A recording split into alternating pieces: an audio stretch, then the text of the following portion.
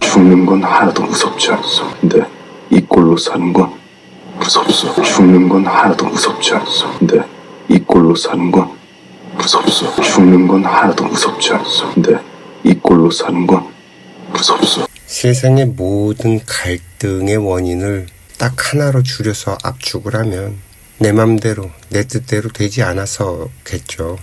내 생각대로 되면 다툴 일이 없죠. 결국엔 이걸 깨달아야 된다는 거예요. 다시 생각을 해보면 내 생각대로 내 맘대로 돼야 할 이유는 하나도 없어요. 내 생각대로 내 맘대로 이 지구상에 살고 있는 80억 명이 만약에 정말 다 그렇게 된다면 아우 세상 엉망진창이죠. 우리가 도저히 살아갈 수 없는 상태에 이르게 됩니다.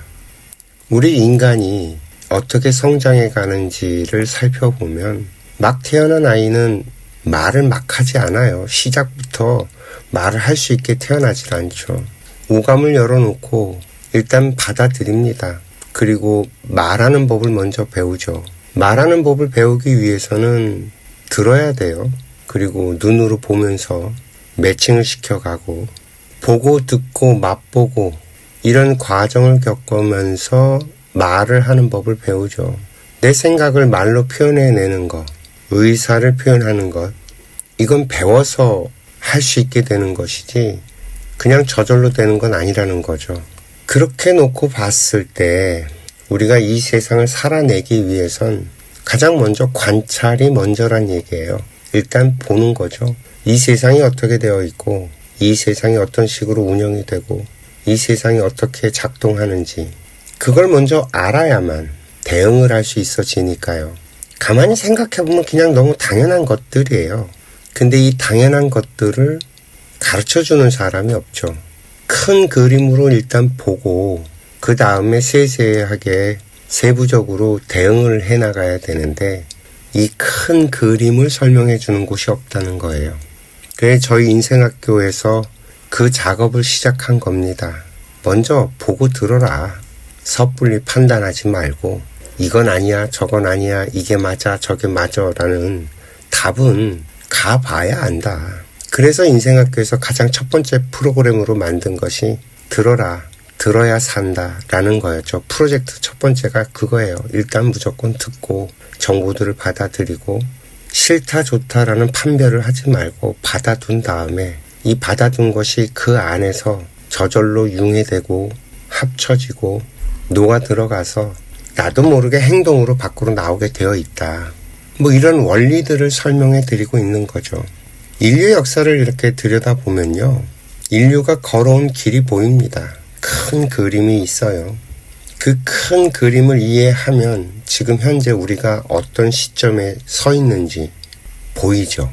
때가 돼서 그런지는 몰라도 21세기가 되고 나서 우리 지구별에 걸출한 작품이 하나 나왔어요.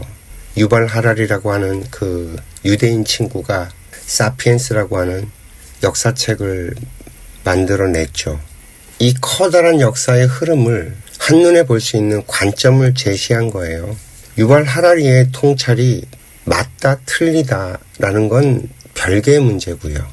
이런 식으로 세상을 바라볼 수 있네 라고 우리한테 제안을 해주는 거죠. 덕분에 저도 굉장히 협소한 생각에서 의식이 크게 확장이 돼서 인류사적으로 세상을 바라보는 관점이 생겼어요. 그리고 인류사를 찬찬히 들여다보니 지금 우리가 어떤 시기에 와 있는지 하는 것들이 보이기 시작을 한 거죠. 그동안 제가 알아왔던 거의 모든 것들은 과거에 그 누군가가 희생 속에서 정말 어렵게 만들어낸 결과물들입니다. 그게 어느 한 사람의 것만이 아니에요. 수없이 많은 사람들의 삶을 통해서 만들어진 결과물들이라는 거죠. 하다못해 불교라고 하는 것도요. 3000년 전에 서가모니가 이 세상에 자신의 생각을 꺼내놓고 떠난 뒤에 그 3000년의 세월 동안 서가모니의 생각을 이렇게 저렇게 만져보고 따라서 해보고 한 그 결과물들이 모여서 지금 우리 앞에 불교란 이런 거야 라고 전달이 된 거죠.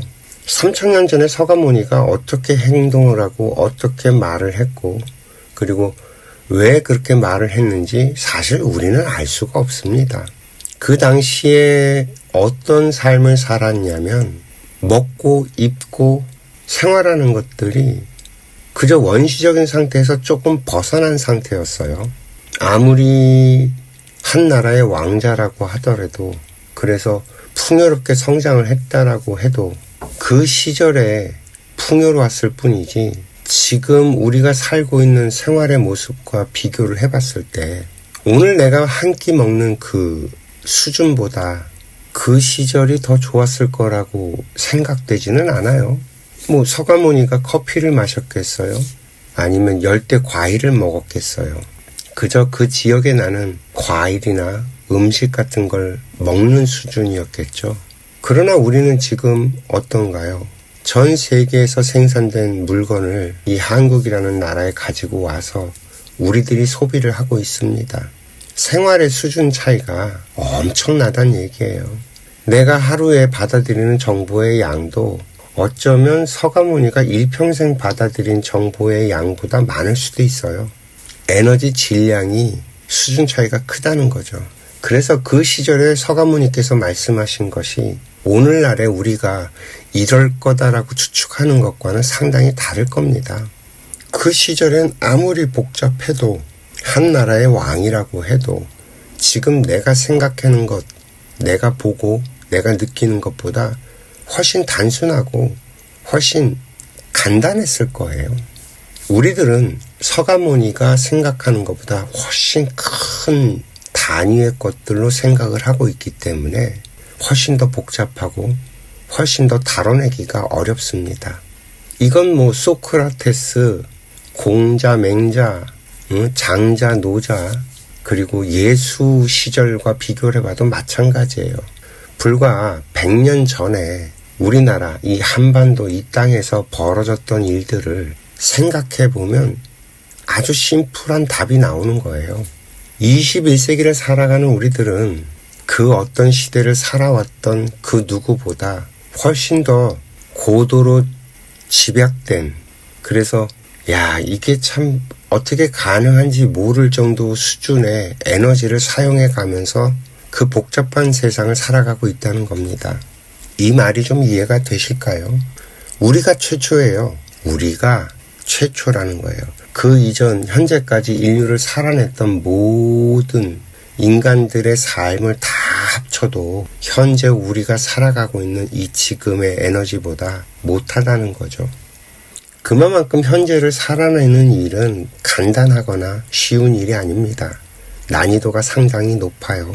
더군다나 요즘엔 새로운 세계 질서를 만들어야 되는 상황에 놓여 있어요.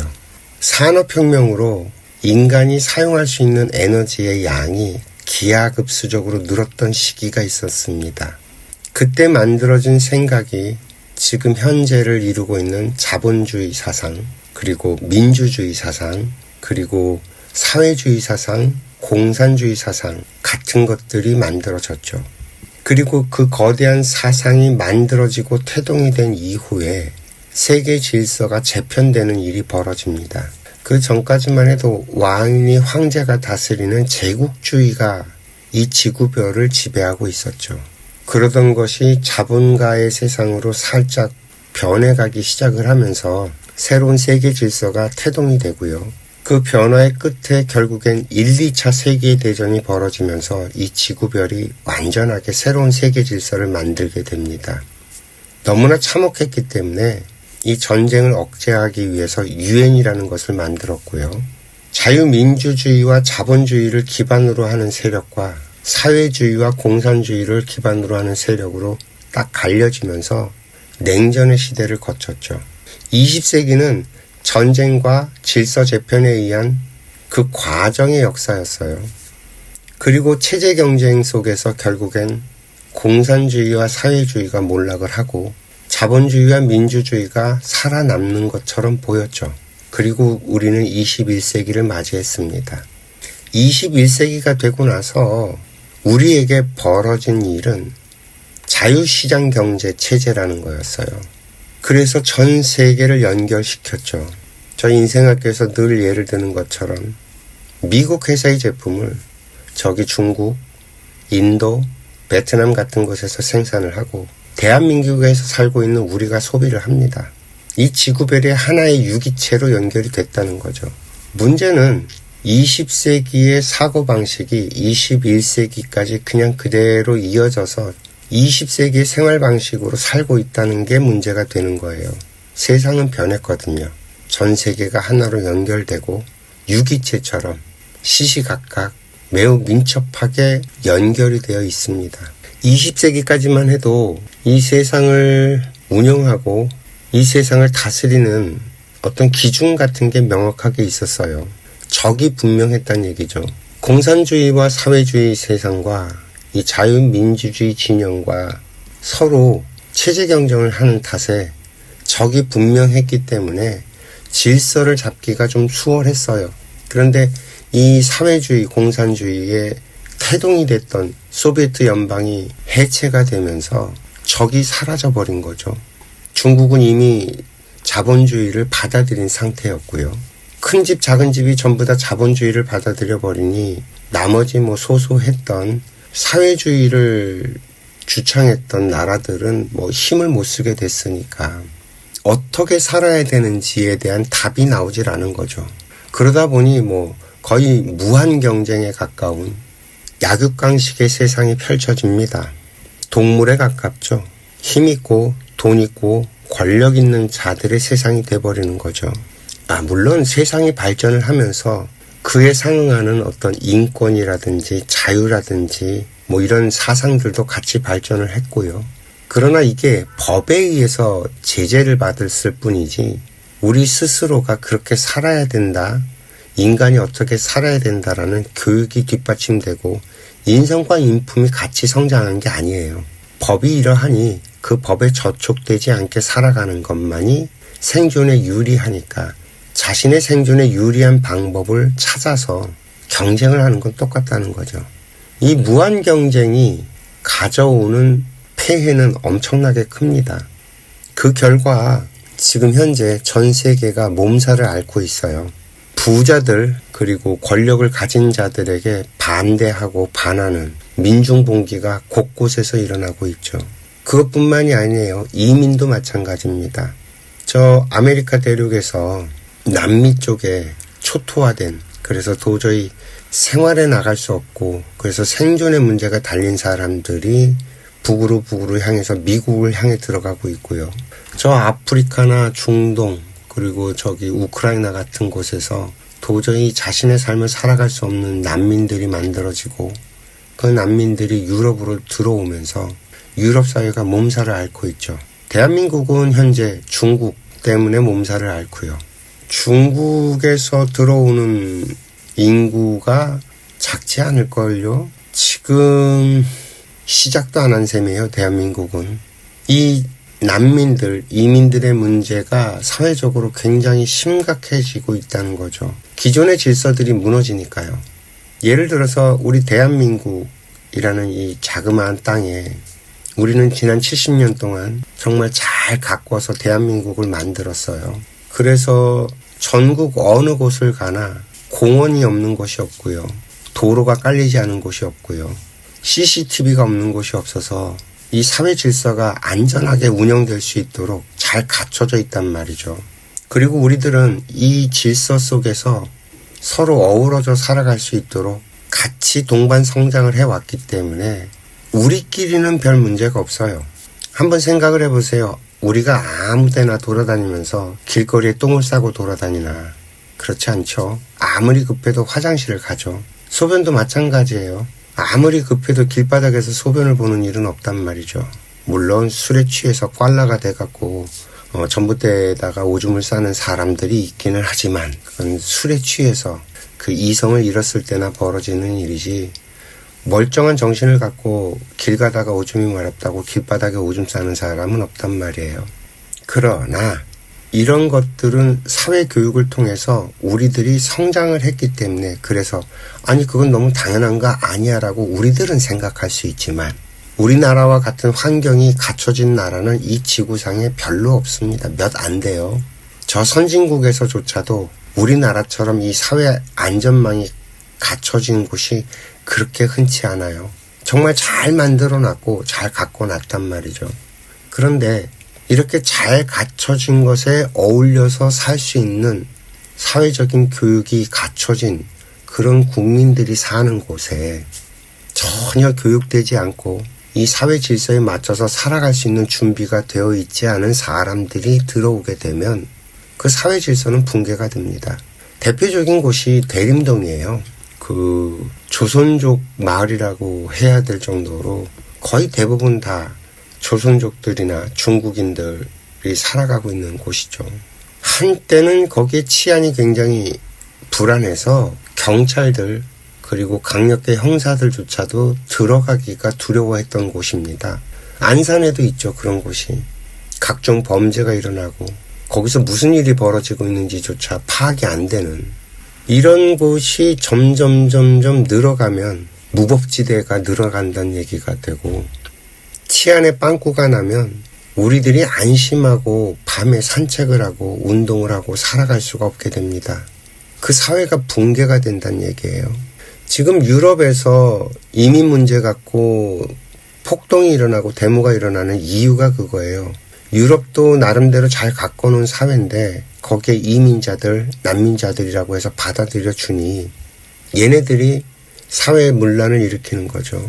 성폭행이 일어나고 아이들이 살해되고 그러니 그 사회를 만드는데 노력했던 그 사람들이 눈뜨고 가만히 그걸 지켜보겠어요. 당연히 반감이 일어나고 그것을 받아들인 국가 정책에 대해 반론을 제기하고 이의 제기를 하고 이민 정책을 반대할 수밖에 없는 거죠. 그 숫자가 적었을 때는 어느 정도 통제가 되는데 만약에 숫자가 원주민과 이민자들의 숫자가 비슷하다면 어떤 일이 벌어질까요? 그건 국가 내부 간에 내전이 벌어집니다. 우습게 볼 문제가 아니라는 거죠. 지금 우리나라에서도 그런 얘기들이 계속 논의가 되고 있죠. 의료보험 잘 만들어져 있는데 외국인들이 오히려 그 혜택을 누린다. 부동산의 경우도 마찬가지예요. 대출을 오히려 외국인들이 더 쉽게 받을 수 있게 되어 있어서 외국인들이 서울의 집들, 서울의 땅들을 더 쉽게 사고 있다는 얘기까지 들려오고 있죠. 그 결과 그 중국 정부 쪽에서 용산에 큰 건물을 샀다는 얘기도 들려왔고요. 이민자의 문제, 난민의 문제는 세계 질서를 재편하는 아주 커다란 키워드입니다. 사실 지금 유행하고 있는 거의 모든 콘텐츠들은 지금 우리 사회가 이대로 간다라는 전제 조건 하에서 내가 어떻게 살아남을까. 그래서 뭐 투자를 어디에 하면 좋고 자본을 어디에다가 우리가 투자를 해야 되고 우리 아이들을 어떻게 길러야 되고 뭐 이런 얘기들을 소비하고 있어요. 강사들이라고 하는 사람들, 대표적으로 김미경이나 송기령이나 뭐 3프로TV나 뭐 이런 유튜브 채널에서 유명한 채널들, 거기에서 얘기하고 있는 모든 것들은 지금 이 상태에서 틀이 변하지 않고 그대로 가는 흐름을 보고 자꾸 얘기를 하고 있죠. 트렌드 분석 같은 경우도 결국엔 마찬가지고요. 근데 이 틀이 흔들려 버리면 거기에 대한 대안은 하나도 없어요. 지금 여기저기서 전쟁의 그늘이 짙어져 가고 있죠. 우크라이나랑 러시아의 전쟁도 지금 몇 년째 해결되지 않고 있고 이스라엘과 팔레스타인의 문제도 지금 갈등이 더 심각해졌고요. 거기다 인도와 파키스탄이 지금 또다시 전쟁의 그림자가 드리워지고 있죠. 중국과 대만은 또 어떤가요? 지금 이대로 가면 3차 대전은 일어나요. 그러면 3차 대전이 일어나게 되면 살아남을 사람이 별로 없다는 얘기가 되고요. 인류의 역사는 97%가 전쟁의 역사입니다.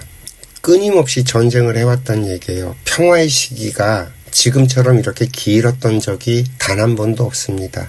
특히 대한민국은 한국전쟁 이후에 지난 7, 80년간 전쟁이 없었죠. 이렇게 안전하게 조용하게 지냈던 적이 단 한 번도 없단 얘기예요. 그 끝이 보이고 있는 거죠. 과거에는 지역에서 벌어졌던 일들이에요. 지구적인 차원으로 그 일이 벌어졌던 게 아니란 얘기고, 그래서 전쟁이 벌어져도 이 지구별이 감당을 할 수 있었습니다. 그런데 20세기에 인류가 만들어 놓은 이 질서는 전 인류가 하나로 연결이 되는 체제예요. 왜 우리는 경험을 했잖아요. 코로나 때. 저 외국 어디선가 벌어진 일이 지금 내 앞에 위기로 다가와서 가게 문을 닫고 회사를 문을 닫고 집 안에만 있어야 되는 상황이 1년 넘게 지속이 됐잖아요. 이미 우리 스스로 경험을 했으면서 이런 위기감을 느끼지 못한다면 좀 이상하지 않나요? 지금 이 지구별은 새로운 세계 질서를 만들어내기 위해서 몸살을 앓고 있습니다. 혼돈의 시대죠. 전쟁이 일어나면 인류의 거의 3분의 2, 그러니까 80억에서 최소한 50억 이상이 죽어갈 것이고요. 그렇지 않다면 프랑스나 이런 나라에서 지금 시작이 된 폭동과 밀란이 일어나게 되면 사회 질서는 완전히 다 무너지고 우리는 새로 다시 시작을 해야 되는데, 이게 프랑스만의 문제가 아니라는 거죠. 영국에서도 그런 일이 벌어지고 있고, 네덜란드에서도 그런 일이 벌어지고 있고, 지금 아시아 쪽에서도 그런 일들이 벌어지고 있잖아요. 얼마 전에 네팔 청년들이 대통령, 국회의원, 정치인들을 다 때려잡는 일이 벌어졌고, 인도네시아에서도 그런 일이 벌어졌고, 필리핀에서도 그런 일이 벌어졌단 말이죠. 어디 한 군데에서 벌어지는 게 아니라 동시다발적으로 전 세계 곳곳에서 그런 일들이 벌어지고 있다는 얘기는 지금 기존의 현 질서, 그러니까 힘을 가진 자들, 돈을 가진 자들, 권력을 가진 자들, 이런 사람들의 질서에 반대하는 사람들이 많아지고 있고, 이게 폭동과 밀란으로 발전해 가고 있다는 얘기거든요. 대한민국도 안심할 수 없다는 얘기예요. 모두 망하거나 아니면 새로운 답을 찾아내야 됩니다. 지금 우리는 목전까지 밀려왔어요. 그런데도 우리 스스로가 이 답을 찾으려고 하는 노력이 없죠. 하다가 1차 세계대전이 일어났고, 그리고 2차 세계대전이 일어났어요.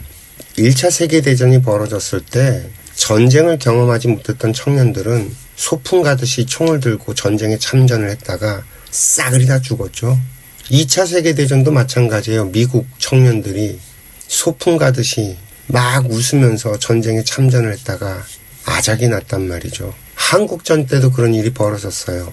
어딘지도 모르는 땅에 배를 타고 전쟁에 참여하기 위해서 젊은 청년들이 왔는데 소풍하듯이 막 배 위에서 깔깔깔깔 웃다가 한국 땅을 딱 쳐다봤는데 어머, 시체들이 산으로 쌓여 있는 거예요. 지금 우리나라 국민들이 딱 그래요. 군대 얘기를 할 때 들어보면 답이 나옵니다. 군대를 가는 젊은 청년들한테 군 가산점을 주던 걸 여자들이 반대를 해요. 미친 거죠. 등 따시고 배부르니까 그런 소리를 하는 거예요. 군대라는 곳은 정상적인 상황에서 정상적으로 운영되는 곳이 아니에요. 유사시에 전쟁이 반발이 됐을 때 이걸 지키기 위해서 운영되는 곳이에요. 군 생활을 자꾸 일반 우리들의 생활과 같이 비슷하게 놓고 평가를 하는데 참 답답합니다. 저는 그런 얘기를 들을 때마다. 군대는요, 인간적으로 운영되면 안 돼요. 인간적으로 운영할 수 없는 곳이에요. 전쟁이 인간적인 곳입니까? 총알엔 눈이 없어요. 사람을 죽이는 일이 정상적이고 인간적인 일인가요? 군대는 사람을 죽이는 기술을 배우는 곳입니다. 뭘 이렇게 착각들을 하고 사는지. 군대 가서 가혹행위를 당했다. 군이 원래 가혹행위를 가르치는 곳입니다. 정상적인 생각을 가지고 가면 망해요. 그 군대는. 항상 날이 서 있어야 되고요. 언제든지 유사시엔 총에 방아쇠를 당길 수 있는 그런 상태여야 돼요. 군대는 그렇게 운영을 하는 곳이고, 만약에 그 상황이 됐는데 방아쇠를 당기지 못하고 버튼을 누르지 못하면 내가 죽어요. 군대란 그런 곳이란 말이죠. 그런데 그런 군대를 운영을 하면서 자꾸 민간인들의 얘기를 군에다가 적용시키려고 하면 그게 말이 되는 얘기인가요? 그러니까 전쟁을 경험하지 않은 지 너무 오래되다 보니까 이런 말도 안 되는 소리들이 나오고 있는 거라는 거죠.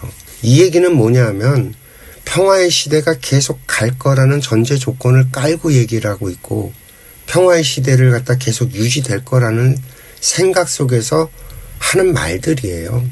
근데 이 지구별은 지금 몸살을 앓고 있거든요. 평화의 시대가 끝났다고 얘기하는 군 전문가들이 대다수입니다. 요대로 가면 전쟁이 일어나요. 요대로 가면 난민들, 이민자들 때문에 나라의 시스템이 마비가 되고요. 이건 정해진 수순이에요. 우리가 안일하게 계속 가는 한 벌어질 수밖에 없는 일이라는 거죠. 우리 국민들이 이거에 대해서 좀 정신을 차려야 되는데 말입니다. 지금 요즘 투자하는 사람들 사이에서 가장 화두가 되는 건 AI와 로봇 그리고 코인이죠. AI와 로봇은 사회가 정상적으로 작동이 될 때 그 활용성이 높은 거예요. 미래 시장이죠. 코인도 이 세계가 정상적으로 작동이 될 때 새로운 화폐 질서를 만들어낼 거라는 거죠. 이대로 가면 그 얘기들이 맞아요. AI는 우리들의 삶을 훨씬 좋게 만들어 줄 거고요. 새로운 화폐 질서는 진즉부터 필요했기 때문에 계속 꿈틀꿈틀대면서 발전해 가고 있는 거고요. 미래의 섹터라는 말은 맞죠. 문제는 이게 평화의 시기였을 때 가능하다는 거예요. 그러면 우리들이 평화의 시기가 계속 갈 것이냐? 아니라고 지금 계속 사인들이 나오고 있는데 준비를 해야 됩니다. 평화의 시기를 진짜 만들어내는 노력이 필요로 합니다. 이 말엔 공감들을 하실까요? 그래서 저희 인생학교에서 얘기하는 게 있죠. 20세기 시대 정신이 사회주의와 자본주의 간의 어떤 대립구도였다면, 그래서 자본주의 승리로 끝이 났다면 21세기는 어떤 시대 정신이 나와줄 것인가 하는 문제가 아직까지 해결되지 않았다는 거죠. 20세기 내내 우리들은 전 지구별을 촘촘하게 연결하는 그런 노력을 기울여 왔어요. 자유시장 경제라는 체제 하에 전 지구를 하나로 연결시켰죠.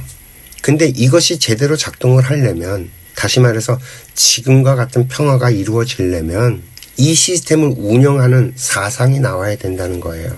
평화롭게 운영할 수 있는. 그러면 지금처럼 자국민, 자기 나라만 생각하는 생각으로는 이 시스템이 유지될 수가 없습니다. 벌써 이미 틈이 벌어졌고 모든 강대국들은 자국민들을 보호하기 위해서 보호무역주의로 돌아서고 있죠. 그 대표주자로 앞에 나서서 지금 활동하고 있는 게 미국의 트럼프인 거고요. 영국의 브렉시트가 그런 원리로 발생이 됐고요. 유럽연합은 지금 언제 깨져도 이상하지 않을 만큼 흔들거리고 있죠. 러시아는 또 어떤가요? 푸틴은 전쟁을 벌였어요, 이미. 그리고 이 전쟁을 멈출 수 있는 길이 없습니다. 왜? 전쟁을 멈추는 순간 자기는 죽게 되거든요. 전쟁에 대한 책임을 져야 되는데 전쟁을 벌이고 국민들에게 돌아가는 혜택이 없기 때문에 폭동과 밀란은 정해진 수순으로 일어날 수밖에 없을 것이고, 푸틴이 실권을 하게 되면 푸틴은 끝인 거죠. 그래서 전쟁을 멈출 수가 없어요. 우크라이나의 젤렌스키는 다를까요? 젤렌스키도 전쟁이 끝나면 실권되고 처형당하는 건 정해진 수순입니다. 지금 북한이 핵을 포기 못하는 이유와 다 똑같아요. 시진핑도 마찬가지죠. 중국이 납작 엎드려서 경제 발전을 해오다가 허리를 한번 이렇게 펴고 이렇게 세상을 바라본 게 시진핑 시기예요. 좀 우리가 성장을 해서 이젠 좀 큰 소리 좀 낼만한데 라고 했다가 지금 미국한테 계속 두들겨 맞고 있죠. 시진핑도 실각을 하게 되면 그냥 처형이에요. 그 전에 평화롭게 권력 이양이 되면서 이렇게 흘러갔던 강택민이나 이런 사람들처럼 될 수가 없어요, 시진핑은. 그럼 시진핑이 권력을 놓을 수 있을까요? 지금 전 세계의 지도자들이 전쟁을 벌일 수밖에 없는 상황이 계속 벌어지고 있다는 거예요. 왜? 실각을 하게 되면 자기는 끝나니까. 차라리 이래 망해나 저래 망해나 똑같다면 전쟁을 벌이겠다는 거죠. 3차 대전이 벌어질 수밖에 없는 이유가 있는 거죠. 지금 상황이 그런 식으로 몰려가고 있으니까요. 이런 게 안 보인다면 도대체 우리는 이 평화를 누릴 수 있는 자격이 있는지 모르겠어요. 그럼 이 문제를 해결할 방법이 없냐? 그렇진 않아요. 분명히 길은 있습니다. 21세기를 만들어갈 아주 거대한 사상이 있다는 거죠. 그것도 대한민국에. 어떤 거? 홍익인간 정신이라는 거죠. 전 세계에 없어요. 이런 사상은. 널리 인간을 이롭게 하자라는 이런 생각은 이 지구별에 오직 대한민국에만 있습니다. 이 홍익인간 정신을 하나의 사상으로 발전시켜서 표현을 하자면 공도사상이라고 얘기할 수 있을 거예요. 저희 인생학교에서 늘 설명드리지만 내가 먹는 밥 한 톨에는 이 온 우주가 동참을 합니다. 대지와 하늘의 태양과 바람과 비와 자연의 거의 모든 것들이 다 동참을 해야지만 쌀이 성장할 수 있고요. 수확을 할 수 있어집니다. 가을에 찬바람이 불어오지 않으면 벼가 제대로 익을 수가 없어요. 가을 햇빛을 쐬지 않은 벼는 맛이 없고요. 어디 그것뿐이겠어요? 농부가 마음을 내서 농사를 지어줘야만 쌀이 만들어지고 생산이 돼서 우리 앞에 올 수 있어요. 이 양곡을 갖다 수확하고 경매를 통해서 배분을 하는 이 과정, 유통의 과정에 참여하는 사람들이 없다면 저는 밥 한 톨을 먹을 수가 없죠. 이 도로망이 없으면 유통이 불가능하죠. 도로망을 깔아주는 사람들이 있기 때문에 유통도 가능한 거죠. 운송수단을 만들어주는 사람들이 있기 때문에 이 유통이 가능한 거예요. 쌀가게든 대형 마트든 백화점이든 가게를 열어서 물건을 사고 팔 수 있게 만들어주는 시스템이 없다면 나는 밥 한 톨조차 먹을 수가 없습니다. 지금 이 지구별은요, 아주 촘촘한 시스템을 갖춰서 운영이 되고 있어요. 여기에서 어느 하나만 빠져나가도 시스템이 멈춰버립니다. 농부가 안심하고 농사를 질 수 있는 건 그런 사회 시스템이 갖춰져 있기 때문이고요. 운송수단을 생산하는 사람들이 안심하고 운송수단을 생산할 수 있는 이유는 도로가 깔려있고 사회안전망이 정확하게 깔려있기 때문에 자기는 운송수단을 생산하는 일에 종사하면서 살아갈 수 있어지는 거예요. 이 지구별에 존재하고 있는 모든 시스템, 모든 인간들은요, 이 거대한 유기체의 톱니바퀴처럼 착착착착착착 맞아 들어가서 존재하고 있다는 얘기고요. 내가 빠져나가면 이 시스템이 중단이 됩니다. 이 말은 다시 얘기하면 전부 다 공인이라는 얘기예요. 이 지구별에 우리가 만들어 놓은 이 유기적인 시스템은 모두가 공인이 되는 시스템입니다. 내가 이 세상을 살아가려면 이 세상에 필요한 일을 해서 사람들에게 제공을 함으로 인해서 그 대가를 받아서 내가 살아갈 수 있게끔 되어 있어요. 이건 전 세계 어느 곳을 가나 다 똑같은 시스템입니다. 인간은 이 시스템을 만들어내서 운영을 하고 있고 우리는 그 속에서 살아가고 있는 거예요. 이것이 세계의 질서라는 거죠. 근데 이 세계의 질서가 균열이 가고 있어요. 왜 그럴까요? 믿지 못하는 거예요. 서로가 서로를. 내가 하는 일이 나한테 보람으로 다가오지 못하는 거죠. 내가 받는 보수가 정당하다고 느끼지 못하는 거예요. 불공정하다고 느끼는 사람들이 늘어가면 늘어갈수록 불평불만은 커져가고요. 이 불평불만이 임계점을 넘게 되면 지금처럼 폭동과 밀란이 일어나게 되는 겁니다. 이해가 좀 되실까요? 시스템은 우리 모두가 공인으로 살아가야만 되는 시스템으로 만들어 놨어요. 근데 그걸 운영하는 사람들은 전부 다 개인화로 살고 있죠. 시스템은 공적인데 사는 건 사적으로 살고 있다는 얘기예요. 그러니 괴리감이 생겨서 삐그덕삐그덕 거릴 수밖에 없죠. 이해가 좀 되시겠어요? 내가 하는 일은 단순하게 돈을 받고 하는 일이 아니에요. 내가 하는 일은 이 사회에 필요한 일이에요. 내가 지금과 같은 편안함을 누리기 위해서는 내가 알지 못하는 수없이 많은 사람들이 노력을 해서 활동을 해주기 때문에 누릴 수 있는 거예요. 그냥 당연하게 돈을 줬으니까 내가 누릴 수 있다라는 단순한 생각을 한다면 지금처럼 불평불만이 늘어날 수밖에 없어요. 이 시스템은 유지될 수가 없고요. 이해가 좀 되시겠어요? 이 시스템은 우리가 공적인 마인드로 바뀌어서 우리가 하는 일이 이 세상에 도움이 되는 일이라는 걸 깨닫고 기꺼운 마음으로 내가 즐겁게 그 일을 할 때 나는 보람이 생기고요. 불평불만이 사라집니다. 내가 오늘 밥을 먹고 살 수 있는 건 온 우주가 그리고 이 지구별에 살고 있는 모든 인류가 나를 먹여 살리느라고 노력을 해주기 때문이라는 거예요. 이해가 좀 되시겠어요? 나는 내 힘으로 혼자 사는 게 아니고 이 지구별에 있는 모든 인류가 나를 먹여 살리고 있다는 얘기예요. 그걸 하나의 시스템으로 만들어 놓은 게 돈이고요. 돈은 시스템을 운영하기 위해서 하나의 방편으로 만들어 둔 것 뿐이지 우리는 돈을 벌기 위해서 일을 하는 게 아니라는 말입니다. 이미 이 세상은 공인의 시대입니다. 전 인류가 공인이에요. 공인 아닌 사람이 단 한 명도 없습니다. 우리는 공인을 착각하고 있어요. 나라의 정치를 하는 사람들, 유명 연예인들, 이런 사람들이 공인이라고 하는데 아니 그렇지 않아요. 전 인류의 모든 인간들이 다 공인입니다.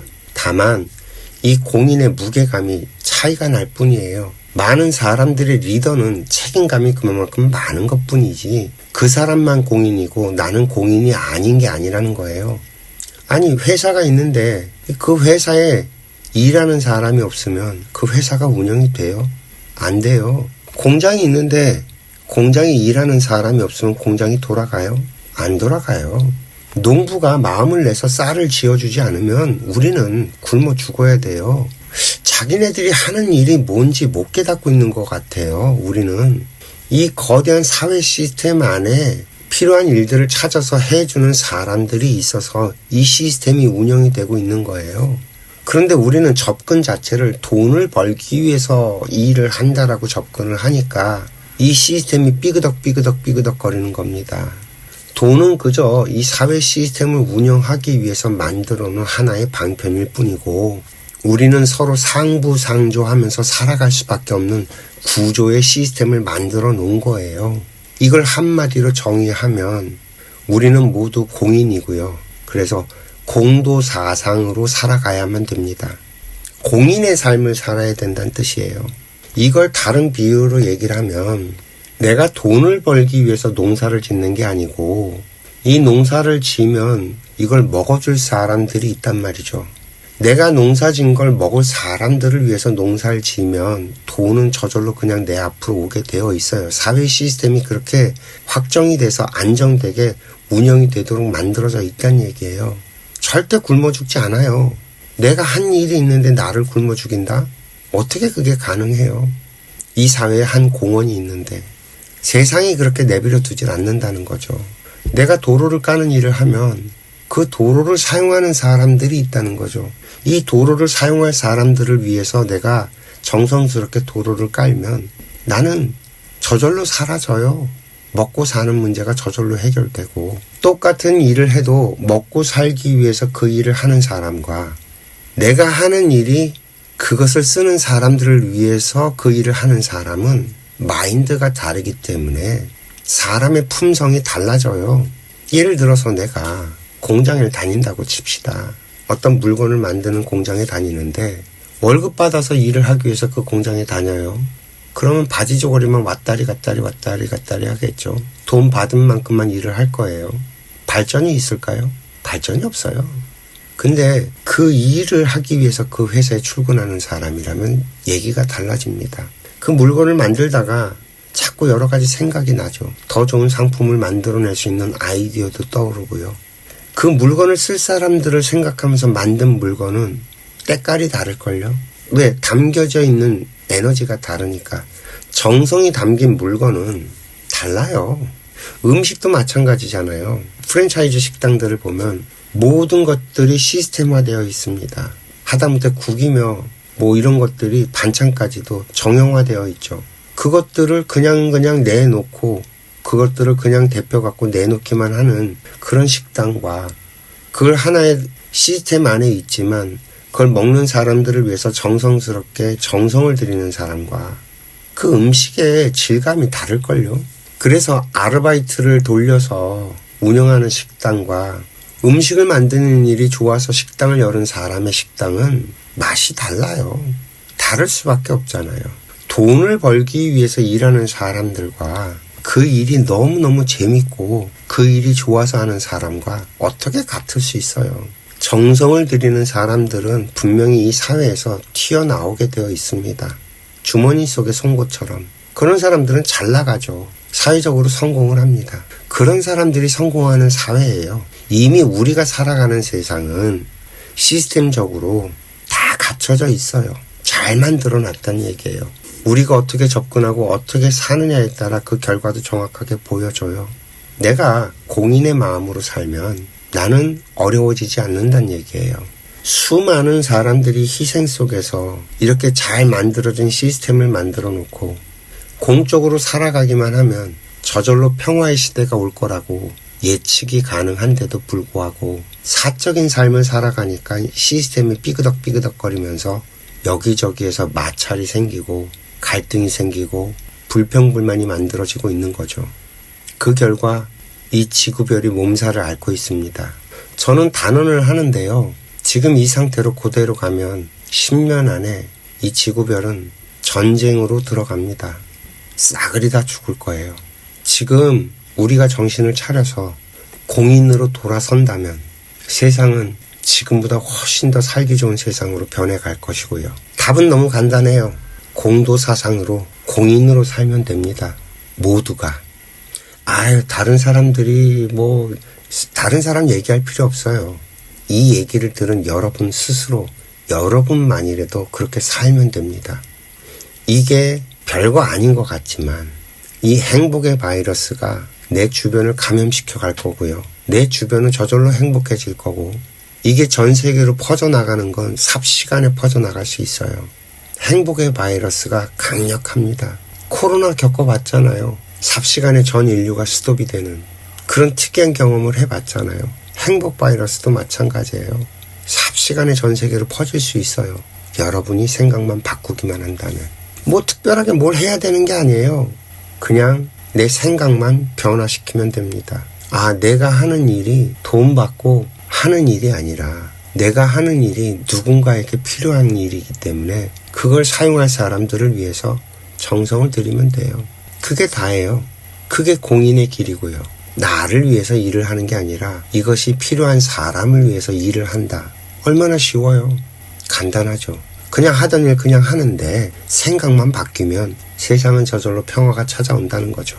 묘한 일이 벌어질 겁니다. 만약에 우리가 이렇게 변하지 않는다면 단언을 하죠. 10년 안에 지구는 전쟁이 벌어지고 망합니다. 우리 아이들의 미래는 없어요. 제가 아이를 낳고 아이가 살아갈 미래가 보이지 않아서 지난 20년간 고민을 하면서 찾아낸 답이 결국엔 이거예요. 그리고 제가 바라봤던 것처럼 지금 세계는 몸살을 앓고 있고요. 흔들리고 있고요. 무너지는 길로 가고 있습니다. 지금이라도 우리는 멈춰야 됩니다. 그러기 위해선 우리의 생각을 바꿔야 됩니다. 여러분은 공인입니다. 이 지구별엔 공인이 아닌 사람이 단 한 명도 없습니다. 우리 모두가 공인이라는 사실을 깨닫기만 하면 이 지구별은 바로 그 순간 평화의 세상으로 바뀝니다. 이해가 좀 되셨을까요? 오늘도 긴 얘기 들어주셔서 감사하고요. 행복하세요.